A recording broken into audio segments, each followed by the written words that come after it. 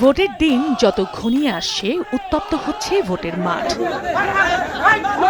চলছে পাল্টাপাল্টি অভিযোগ, হামলা ও সংঘর্ষ।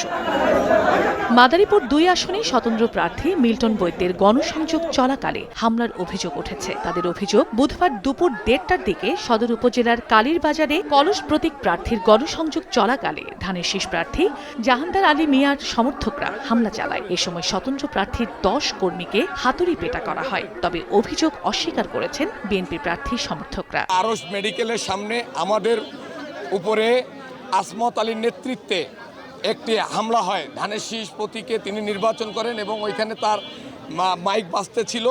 সেইখান থেকে আমাদের উপর অতর্কিতভাবে হামলা করে মিঠু কাজী, আজু চৌকিদার, দোদল। মিল্টন বৈদ্যর দল মিছিল আইতেছে, ধানের শীষ যাইতেছে।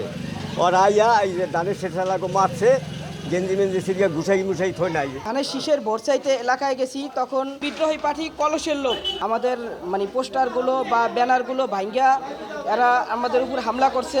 খবর পেয়ে ঘটনাস্থলে গিয়ে পরিস্থিতি নিয়ন্ত্রণে আনে সেনাবাহিনী ও পুলিশ। আহতদের মধ্যে একজনকে আশঙ্কাজনক অবস্থায় ঢাকা মেডিকেলে পাঠানো হয়। এদিকে কুষ্টিয়ার খোকসায় ভোট চাওয়াকে কেন্দ্র করে বিএনপি জামায়াত প্রার্থী সমর্থকদের মধ্যে সংঘর্ষের ঘটনা ঘটে। পুলিশ জানায়, সোমবার খোকসার মাসিলিয়া গ্রামের বাসিন্দা রহমান প্রামাণিকের বাড়িতে জামায়াত নেতা ও ইউপি সদস্য আবু দাউদ সহ ছাত্র শিবিরের কর্মীরা ভোট চাইতে গেলে দুপক্ষের মধ্যে বাকবিতণ্ডা হয়। এরই জেরে বুধবার সকালে বিএনপি ও জামায়াত কর্মীদের মধ্যে সংঘর্ষ হয়। এতে দুপক্ষের অন্তত ৫ জন আহত হয়। এদিকে কিশোরগঞ্জের কুলিয়ারচর উপজেলায় ১১ দলীয় জোটের রিকশা প্রতীকের নির্বাচনী প্রচারণা চলাকালে এনসিপি ও ছাত্র শিবিরের নেতাদের ওপর প্রতিপক্ষের হামলার অভিযোগ উঠেছে। চন্দা বিশ্বাস, ববি, সময় সংবাদ।